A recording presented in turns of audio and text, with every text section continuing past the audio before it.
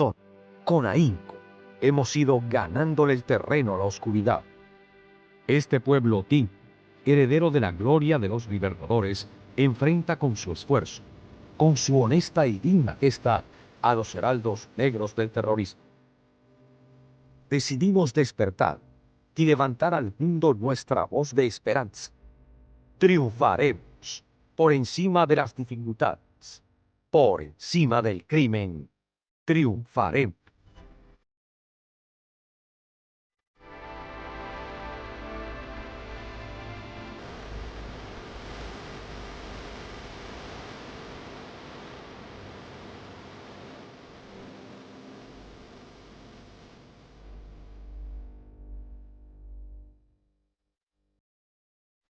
Triunfaremos.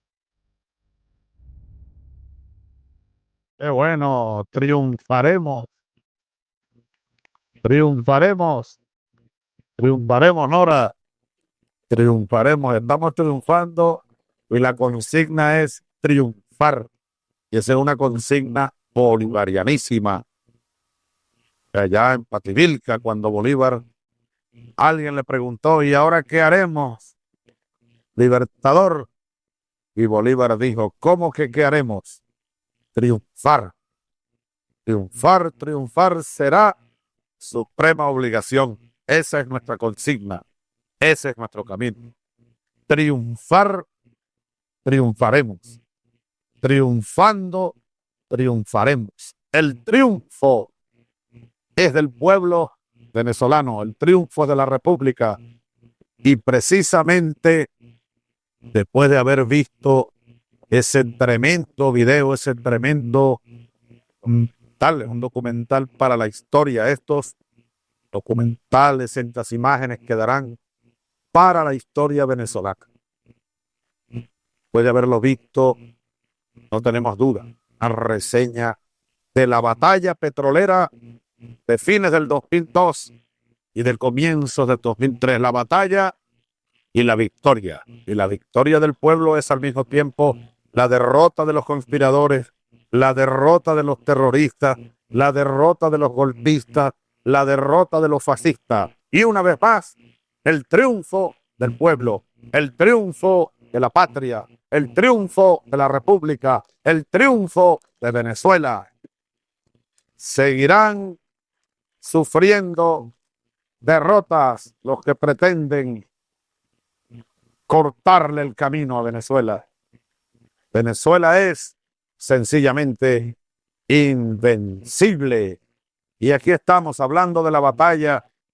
Precisamente estamos en uno de los sitios donde se escenificó una de las tantas batallas, porque dentro de la gran batalla petrolera en la que el pueblo venezolano ha triunfado, es la batalla petrolera, gran batalla, diversos frentes. Una batalla tiene siempre muchos frentes, la retaguardia, los flancos, los puntos críticos, los puntos álgidos, los puntos vitales, los ejes de ataque, el movimiento del adversario, el movimiento de las fuerzas patriotas. Bueno, ¿y cuál fue el teatro de la batalla? Toda Venezuela fue el teatro de la batalla. Una batalla nacional e incluso internacional, pero el epicentro, Venezuela. Y aquí, hoy, después de haber sobrevolado parte de nuestro hermosísimo Mar Caribe y las costas venezolanas, hemos llegado a uno de esos sitios donde se escenificó una gran batalla. Dentro de la batalla general, una batalla particular. Desde el primer día, cómo se batalló aquí. Y este campo de batalla victorioso en el que estamos, a la orilla del Mar Caribe. Estamos a la orilla del Caribe. Estamos sobre arena en este momento, debajo de cocoteros, con una brisa marina bien fresca y un sol brillante. En Caracas estaba nublado esta mañana, llovió un poquito, amaneció lloviendo en Caracas. Nos vinimos con un cielo medio encapotado por el sur, pero luego abrimos al Caribe y qué linda está la mañana. Una brisa, unos cocos, unas palmeras y una playa. Ahí están las palmeras y los cocos. Como la canción esa de Cocoté, de Lila, ¿no es? El coco, el cocotero, la uva de playa y mucha gente por allá. ¿Qué tal? Pero mira cómo están allá las mujeres, los hombres, los niños, las niñas, civiles, militares, una viejita linda está por allá. Le dicen que tiene 90 años. Y aquí le panto un beso, ya la vamos a gozar. ¿Qué tal? Un abrazo a todos, muchachos, por todos lados hay reino. Mira, ¿qué tal? Aterrizamos en un campo de softball allí. El Rey Phil es el agua, ¿no? Por allá hay más gente, pero mira, es que somos tantos que desbordamos como la marea bolivariana. Saludos a todos, estamos en el Palito, ¡bravo! El Palito, palo de batalla se dio aquí. Palo de batalla, palo de victoria para la fuerza patriota, palo de derrota que le dimos aquí a los conspiradores, a los que pretendieron parar el corazón de la economía venezolana. Fue en verdad una conspiración mortal. Se puede hacer, no una serie de películas. Es bueno para estos dramaturgos, ¿no? Creadores, Carlos Asburua, por ejemplo, ¿no? Mucho. Conozco películas, aquí se pudieran hacer 100 películas. Solo de la batalla del Palito se pudiera hacer una película. Cómo trataron de destrozar la industria petrolera venezolana, el corazón de la economía venezolana, la fuente fundamental de ingresos del país. Ahora han pasado, hoy es 9 de febrero, ¿verdad? 9 de febrero. Es decir, desde el 2 de diciembre, 69 días. ¿No? 67 días. 67 días han pasado desde aquel nefasto en que 2 de diciembre los golpistas, conspiradores, petrogolpistas, petroterroristas se pusieron de acuerdo. La ilegítima dirigencia de la CTV, porque eso hay que recordarlo. Eso hay que recordarlo. Esta dirigencia o pseudo dirigencia de la Confederación de Trabajadores de Venezuela es ilegítima. No ha sido elegida por los trabajadores. Fue un poco así como el presidente aquel Carmona, presidente entre comillas, por supuesto, que se autojuramentó.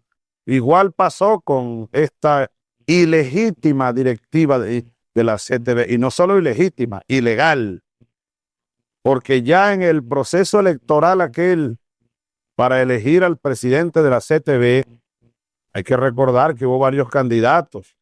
Uno de ellos fue Aristóbulo Istúriz. Esas elecciones, las primeras elecciones que se hicieron en Venezuela, que se han hecho, no hubo nunca antes, porque es un mandato constitucional, ¿verdad? Mandato constitucional, elegir los directivos de la Confederación, de los sindicatos, pues, de todos los sindicatos, federaciones y confederaciones, porque aquí en Venezuela, durante medio siglo lo que hubo fue, bueno, durante un siglo, el siglo XX, una dictadura sindical. ¿Quién elegía al presidente de la CTV? Lo imponían a dedo, adecos y copellanos, pero sobre todo los adecos. Las cúpulas adecas designaban a dedo, no eran los trabajadores los que elegían, nunca lo han elegido. Entonces, mandato constituyente, se abrió el proceso electoral de para elegir a la directiva de la CTV. Ese proceso no concluyó. Bueno, hubo hasta violencia por allá en el Zulia, en Oriente, sobre todo donde las cúpulas ilegítimas del modelo de Punto Fijo manejaron y siguen manejando todavía algunos espacios.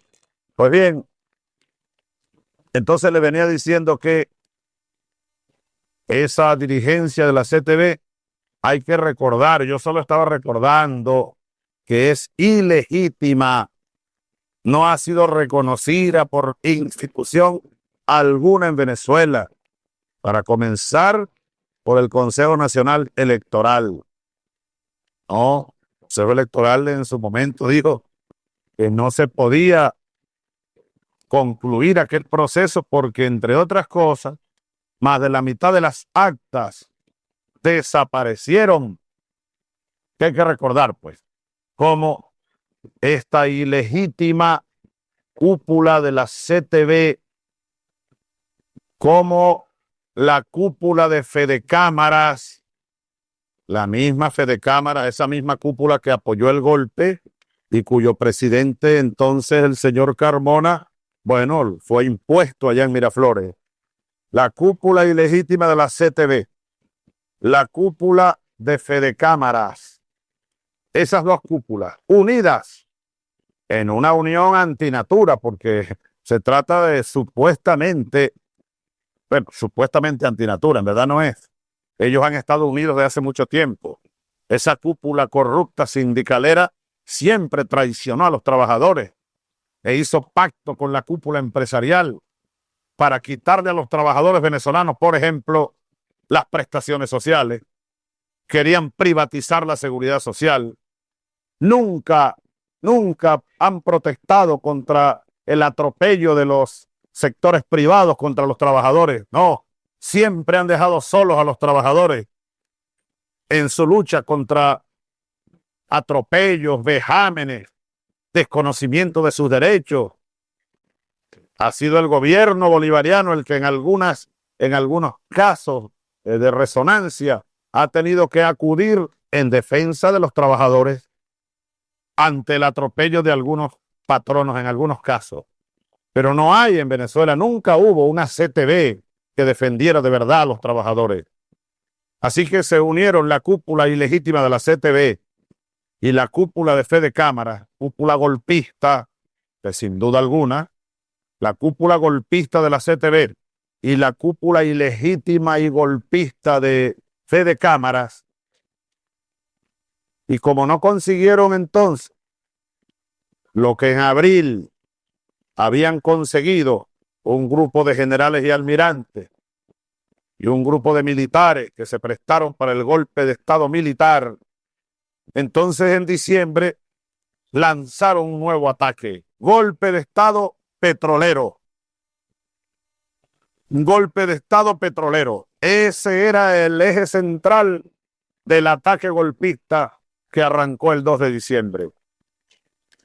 Así como el pueblo venezolano en menos de 48 horas barrió el golpe de Estado militar, que también tuvo otros componentes, hoy podemos decir que el golpe petrolero, mucho más complicado, por supuesto, mucho más complicado por el alcance en cuanto a la extensión territorial del golpe petrolero, la complejidad científico-técnica del golpe petrolero, la capacidad técnica de los golpistas. Hay que reconocer, por supuesto, si la mayoría de los golpistas petroleros, bueno, tienen PhD, la República se los pagó durante mucho tiempo, posgrados en el exterior. Venezuela gastó miles de millones de bolívares en ellos, así que son señores pues de un gran perfil científico y técnico, buena parte de ellos. El grado de conocimiento y control que tenían sobre el instrumento que estaban utilizando, en este caso, Petróleos de Venezuela. Eran los gerentes de todo el país Aquí en el Palito estaban los gerentes, los propios jefes, pues, con un gran conocimiento técnico y además un gran poder de presión sobre los trabajadores por la misma estructura vertical que siempre tuvo PDVSA, una estructura absolutamente vertical. El apoyo de factores políticos que tuvieron, como aquí en Carabobo, por ejemplo, hay que recordar, en el estado Carabobo hay un gobernador que se prestó al golpe, hay un gobernador que se prestó al sabotaje, un gobernador saboteador que en vez de estar pendiente de que al pueblo de Carabobo no le falte la comida ni el combustible, se prestó para cerrarle al pueblo de Carabobo, para quitarle sus derechos, para sabotear Yagua, sabotear el Palito, sabotear las gandolas, además el apoyo de sectores políticos. Además de eso, la complejidad de las operaciones petroleras, además de eso, la planificación detallada del golpe petrolero, fue una planificación detallada porque incluyó todo el sistema, desde los pozos petroleros, los patios donde están los pozos, los patios de tanques, sabotearon desde los pozos, desde las torres petroleras, pasando por sistemas de poliductos, gasoductos, tuberías, válvulas, hasta llegar a las refinerías como esta del Palito, que fue paralizada, totalmente saboteada desde los sistemas informáticos, es decir, las computadoras, hasta los laboratorios, dañados los sistemas. Llegaron incluso a presionar a trabajadores que no querían dejar de trabajar, que querían evitar que se parara la refinería, pues les ofrecieron dinero. Los que no aceptaban dinero y vacaciones con gastos pagos en diciembre, porque mucho dinero, esa es otra ventaja de los golpistas, tienen mucho dinero, muchísimo dinero, no tienen límites en cuanto al dinero. Entonces los trabajadores que no querían, y eso ocurrió aquí en el Palito, que no aceptaban el pago o no aceptaron, mira que tienes hotel pago en Margarita o no sé dónde más y te vas con toda la familia, eso pasó, se desaparecieron. Los jefes militares me contaban, mire, hemos ido a buscar a algunos técnicos de la refinería o trabajadores, no aparecen ni en su casa.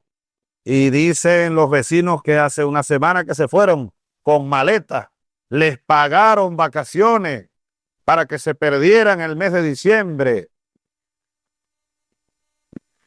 Y el que no aceptaba porque era un patriota de verdad, lo amenazaban, le amenazaban de muerte a su hija o a su hijo, a su esposa. Una cosa, una planificación terrorista completa, pues, completa. Una puñalada al corazón de la patria. Una capacidad de chantaje, una capacidad de compra, una capacidad de generar la maldad sin límites, pasando por refinerías y más allá los centros de distribución, los centros de llenado, las líneas de transporte para distribuir el combustible. Todo eso lo sabotearon. Llegaron, hay que recordar esto, llegaron hasta dañar las gandolas, a quitarle las baterías o dañarles el arranque. Luego los barcos los pararon ahí en el Caribe y nos hicieron un autobloqueo. Sabotearon los muelles, dañaron remolcadores, amenazaron de muerte a los operadores de los remolcadores, a los capitanes de barco, algunos capitanes de barco. Bueno, ya están diciendo, bueno, yo paré mi barco porque si no me mataban. O les decían y los tenían engañados de que Chávez caía antes, primero les dijeron que antes del 9 de diciembre. Chávez no llega al 9, después no, el 24, Ayaca sin Chávez. Ellos tenían, pero es que tenían eso, pero planificado. Y ellos estaban convencidos, así como estaban convencidos en abril, de que ya yo estaba listo, enojado.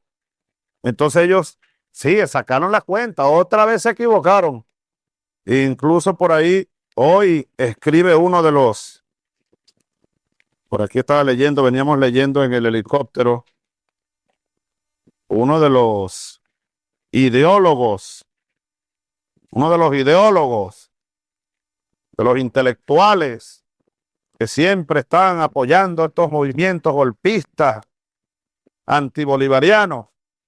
Bueno, tienen que reconocerlo, pues, por más que no quieran, y escriben columnas todos los días y los fines de semana en los periódicos. Y entonces dice uno de ellos en el día de hoy lo siguiente, voy a leer lo que escribe en el día de hoy en un periódico uno de los intelectuales antibolivarianos, que siempre ha estado asesorando a esos grupos. Voy a leo. La ilusión de una salida inmediata de Chávez desapareció. Chávez salió vivo de este round porque los errores cometidos favorecieron su estrategia. Y termina de manera lapidaria. Se partió de un cálculo equivocado, que Chávez no aguantaría el paro. Bueno, aquí estamos. Hoy es 9 de febrero y el paro no existió nunca. Los hemos demolido.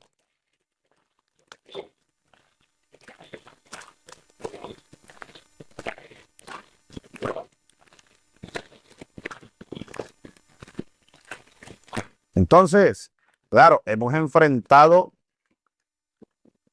sin embargo, a pesar de que aquí estamos y hemos triunfado de nuevo en este round, como dice este caballero, y triunfaremos en todos los que vengan, pues, sin embargo, hay que reconocer que hemos enfrentado una conspiración mortal.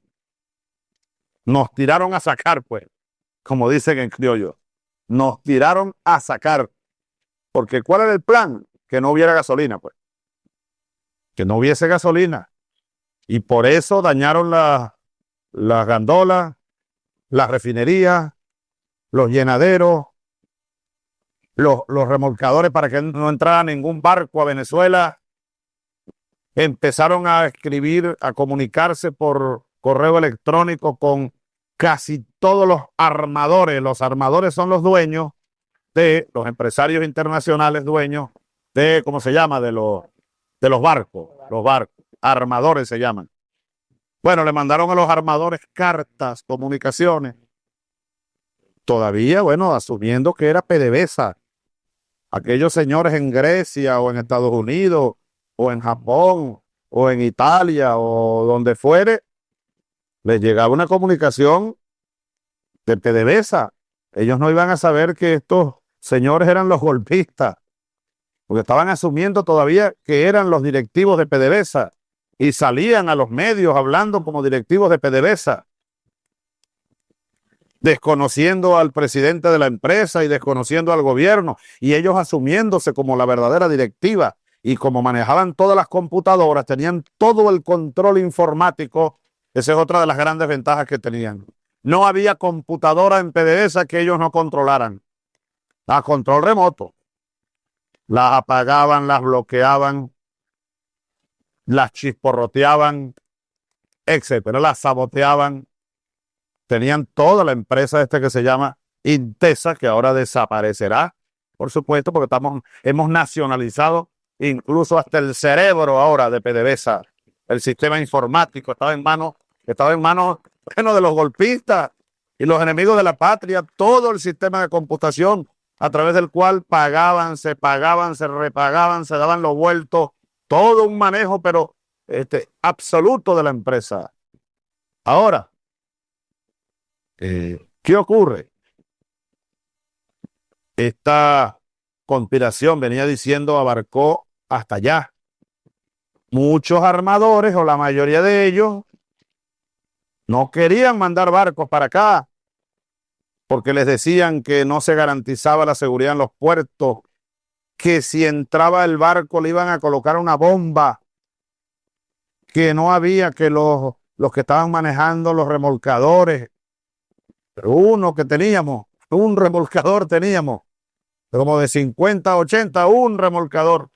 No, que esos no estaban capacitados para atracar el buque que iba a explotar y que la compañía de seguros no iba a garantizar o a responder por el daño, que iban a meterlos presos. Bueno, terrorismo, pues.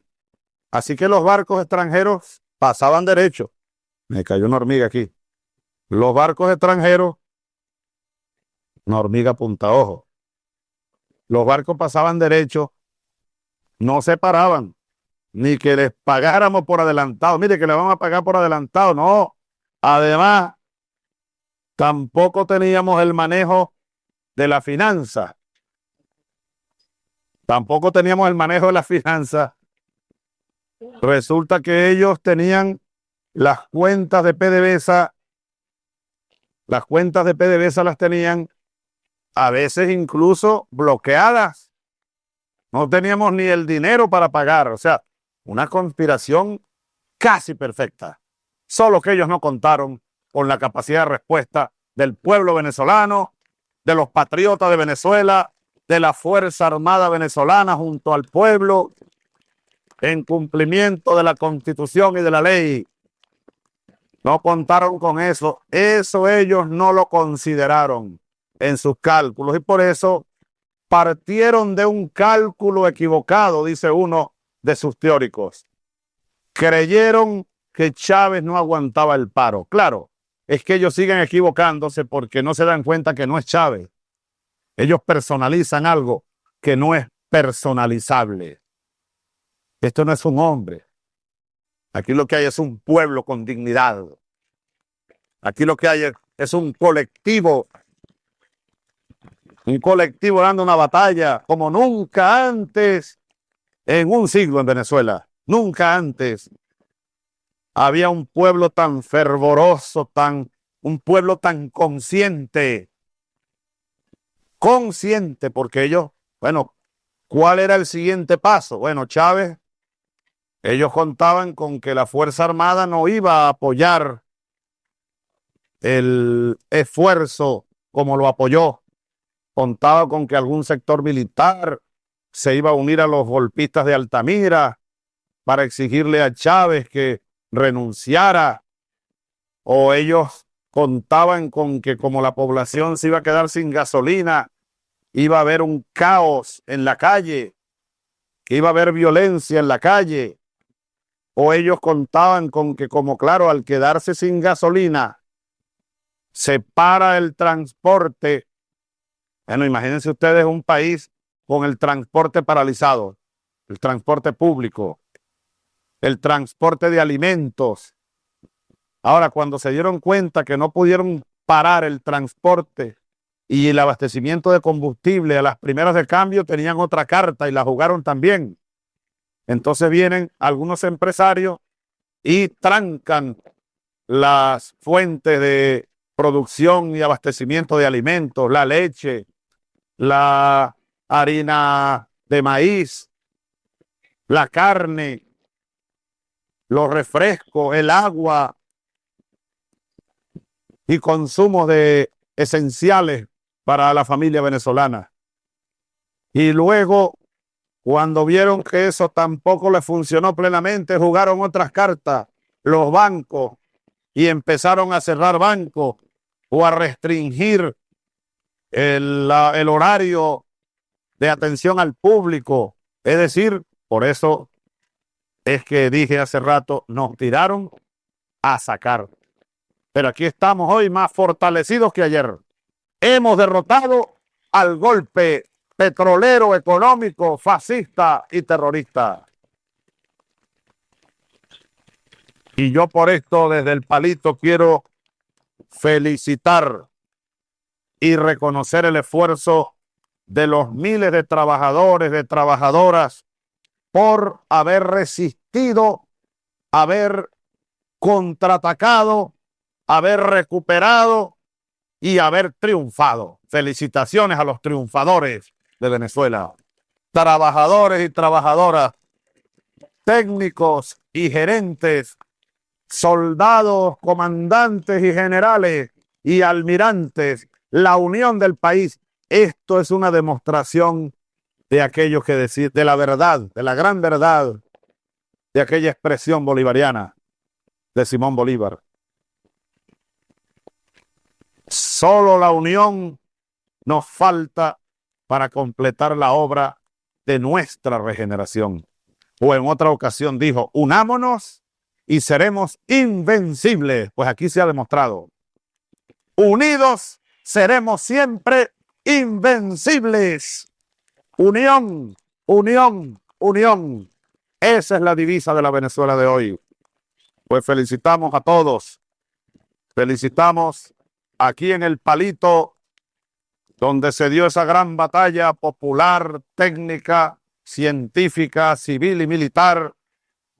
Una gran batalla victoriosa. Saludamos a Asdrúbal Chávez, gerente general de la refinería El Palito, y a todo su equipo directivo. Roberto Capriles, gerente de administración y de servicios. Oscar Flores, gerente de operaciones.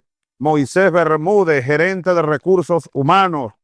Teófilo Hernández, gerente técnico. Manuel Medina, gerente de mantenimiento. Vamos a darle un saludo a los gerentes y a todos los trabajadores, empleados de la refinería El Palito.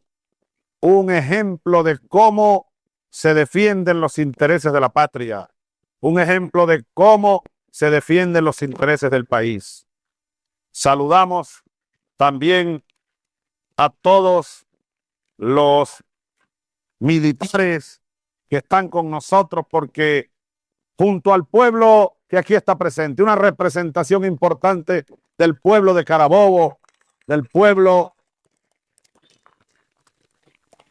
venezolano, ese pueblo que ha resistido y que hoy está más fortalecido y tiene más poder que nunca antes porque tiene conciencia, y la primera de las fuerzas es la conciencia, la moral y la mística.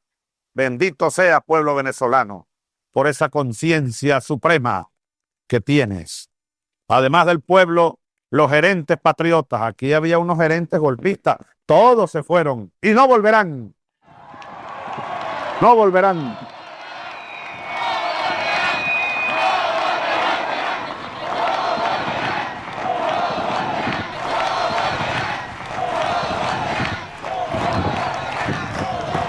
No volverán. La brisa bate fuerte aquí en el Palito. La brisa bate fuerte. Te traje unos libros porque vamos a leer todos estos libros hoy, Nora. Se no va a quedar ni uno por fuera. Tú vas a ver. ¿Qué tal? Bueno, además de los gerentes patriotas que vinieron a asumir el reto, esto lo pararon casi completo. Los trabajadores resistieron. El pueblo rodeó la refinería. Los golpistas estaban aquí dentro. Los sacaron, se fueron de aquí y llegaron los gerentes patriotas. Y por supuesto, el apoyo militar fue también, junto al del pueblo y los técnicos patriotas, fundamental para esta gran victoria. Soldados de la patria, el aplauso del pueblo de Venezuela y el reconocimiento del pueblo venezolano. Para todos, primero que nada, el comandante de la guarnición de Puerto Cabello y comandante de la base naval Agustín Armario, el contraalmirante José Rafael Pérez Montero, le damos nuestro saludo, nuestro reconocimiento a su tarea patriota. Recuerdo cuántas conversaciones con Pérez Montero. Me acuerdo Pérez Montero cuando vi aquel barco pirata, que yo dije que era un barco pirata, porque un barco que estaba aquí cargado de componentes para esta refinería, para poder mezclarlos con otros componentes primarios y todo aquello, y entonces producir no sé cuántos miles de barriles de gasolina, y de repente el barco se fue el barco y llegó a Curazao, y entonces se nos robó, pues, decíamos entonces, nos robó, nos llevó no sé cuántos, 300,000 barriles de componentes, algo así, y le di la misión a Pérez Montero de ubicar el barco, porque de Curazao salió, allá equipó, salió y se puso ¿cómo se llama? Como decía mi abuela, a sabanear. Andaba sabaneando en el agua, pues. Andaba sabaneando en el agua por ahí y no quería entrar. Y le dije, mándenle una fragata y unos aviones y ese barco tiene que atracar. Y por fin apareció el barco, el capitán andaba asustado, lo tenían amenazado y por fin descargó en Carenero. ¿Cómo que se llama ese barco, Pérez Montero? El barco, ¿cómo es que se llama? Mora. El Mora, el Bora, el famoso Bora, el buque tanquero Bora. Bora, ¿no es? Bora. Bueno, lo cierto es que aquel capitán entró por fin a Carenero, descargó allí, lo cual nos permitió enviar esto por el poliducto y liberar no sé cuántos miles de litros de combustible, de gasolina que teníamos allí para Caracas. Eso cuando estábamos contando la gasolina por gota, que una gota de gasolina valía oro y estábamos importando y todo esto. Bueno, Pérez Montero, ¿y qué tal? ¿Cómo te sientes hoy? ¿Cómo está el equipo? Felicitaciones a tu Estado Mayor, a todos los comandantes de las unidades de la Armada venezolana en esta guarnición de Puerto Cabello, oficiales almirantes, oficiales superiores, oficiales subalternos, suboficiales profesionales, tropas profesionales, marineros, empleados civiles, obreros de la Marina de Guerra venezolana aquí en Puerto Cabello, comandada por el señor almirante Pérez Montero. Bueno, señor presidente, ante todo, bueno, primero la bienvenida.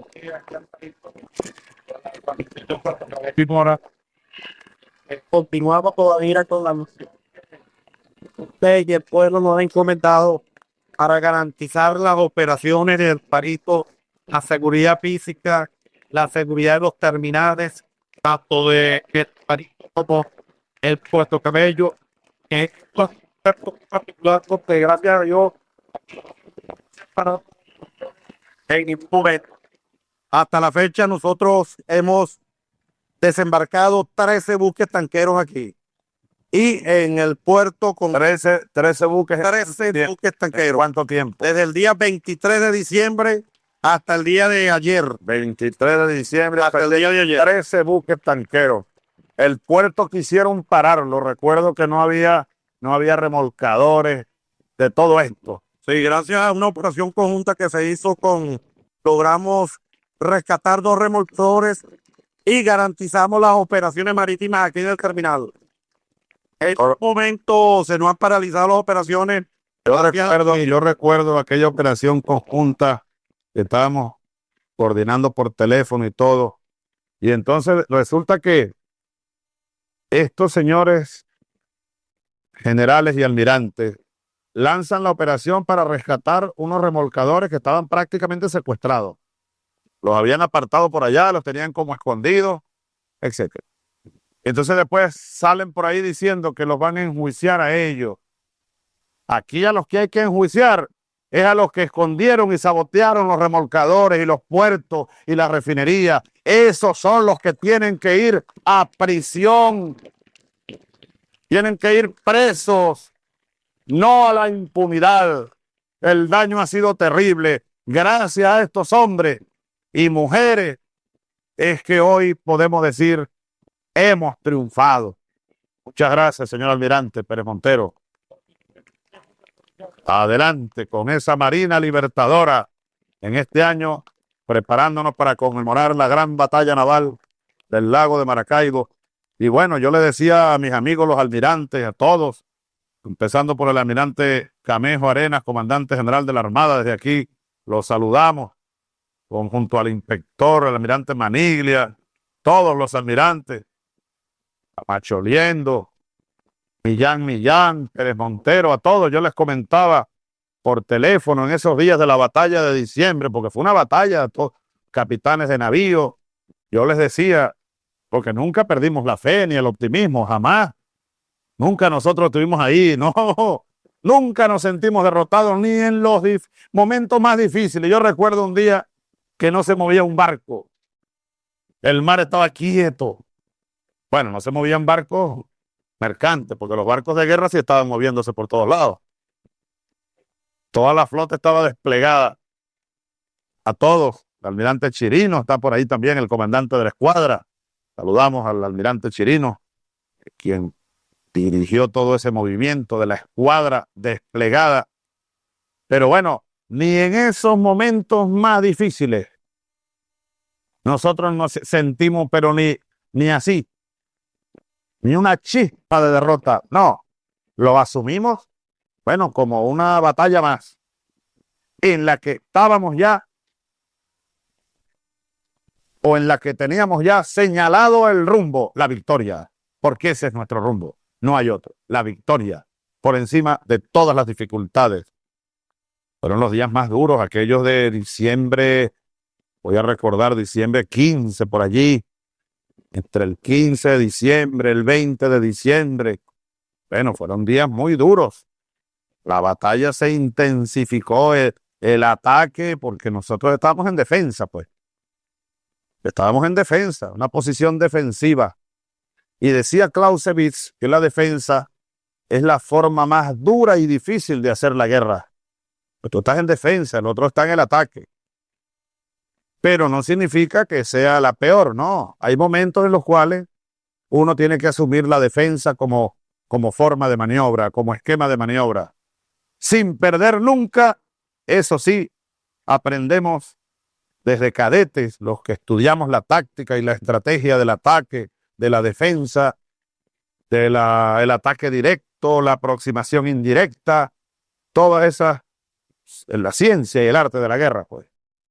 Siempre, todos los maestros que tuvimos nos decían, cuando les toque una defensa porque se los imponga el terreno,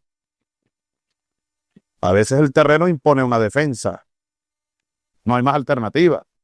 O a veces la situación impone una defensa. O a veces el adversario te impone la defensa. O a veces tú mismo la decides. En este caso, hubo varios factores que nos llevaron a nosotros a asumir una posición de defensiva estratégica en el año 2002. Sobre todo desde marzo, abril, luego hicimos movimientos de flanco, maniobramos, pero siempre todavía en defensa. Y fuimos llevados de nuevo a la defensa estratégica en diciembre. Pero siempre con la idea ofensiva en la mente. Cuando tú establezcas una defensa, no olvides ni por un segundo que en algún momento tienes que pasar al ataque. En algún momento no puedes permanecer en defensa siempre, porque la defensa desgasta muchísimo. A veces la ofensiva desgasta más. Si no, pregúntenselo a la CTV. Vayan a preguntar por aquellos lados a ver los que lanzaron el ataque de abril y los que lanzaron el ataque de diciembre, que cuenten sus fuerzas a ver, y nosotros contemos las nuestras, a ver quién salió fortalecido y quién salió debilitado. La debilidad está de aquel lado, la fortaleza está aquí. Fortaleza popular, fortaleza nacional, fortaleza moral. Solo que ahora nosotros hemos decidido pasar a la ofensiva estratégica. Este año es para nosotros de ofensiva, de victoria en victoria, de batalla en batalla.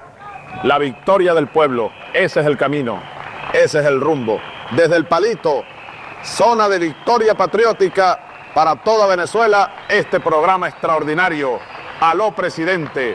Un abrazo bolivariano y revolucionario al pueblo venezolano, a PDVSA y sus trabajadores, a las comunidades, y adelante a la ofensiva a paso de vencedores.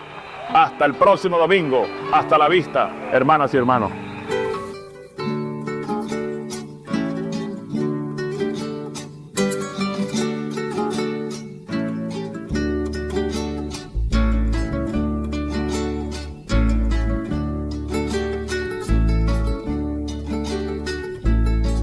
¿Por qué me piden que cante?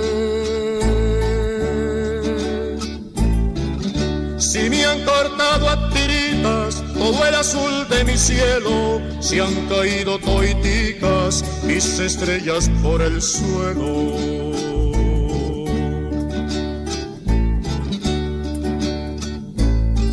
A mi crucita de mayo